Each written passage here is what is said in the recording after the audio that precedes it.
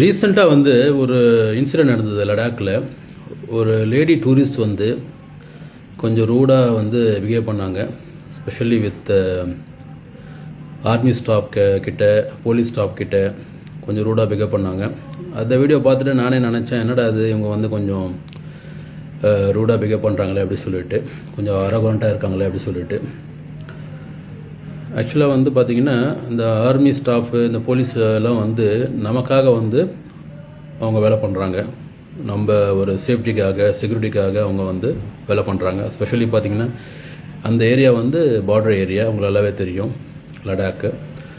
So ஏதோ ஒரு டிராஃபிக்கு jam ஆகிடுச்சு, கொஞ்சம் வண்டியெலாம் மூமெண்ட் எல்லாம் கொஞ்சம் ஸ்லோவாக போச்சு. ஏதோ செக்யூரிட்டி ப்ரோட்டோக்கால் வந்து அவங்க ஃபாலோ பண்ணாங்க, அதனால் கொஞ்சம் டிலே ஆகிடுச்சு. கொஞ்சம் கோபம் வரதான் செய்யும், பட் ஆனால் வந்து அந்த மாதிரி பேசியிருக்கக்கூடாது அப்படி சொல்லிட்டு நானே நினச்சிருந்தேன்.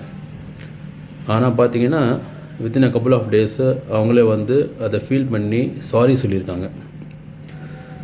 ஸோ தப்பு நடக்க வாய்ப்பு இருக்குது, நம்ம தப்பு பண்ணலாம், பை மிஸ்டேக்கு சடனாக ஆகலாம்.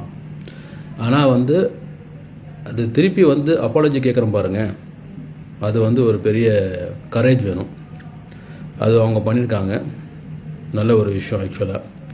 ஸோ நான் என்ன சொல்ல வரேன் அப்படின்னா, சில டைமில் வந்து இந்த மாதிரி வந்து இஷ்யூ வரும். அதனால் வந்து நீங்கள் பேனிக் ஆகாதீங்க, ஃப்ரஸ்ட்ரேஷன் ஆகாதீங்க, கொஞ்சம் வெயிட் பண்ணுங்கள். அவங்க வந்து இந்த போலீஸோ இல்லை வந்து ஆர்மியோ பார்த்திங்கன்னா அவங்களோட வேலை வந்து கரெக்டாக செய்யணும், நம்மளுக்காக செய்கிறாங்க.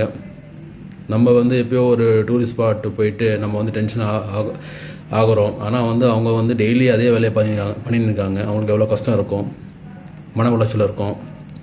ஸோ அதனால் கொஞ்சம் பேஷண்ட்டாக இருங்க சில டைமில். ஓகே.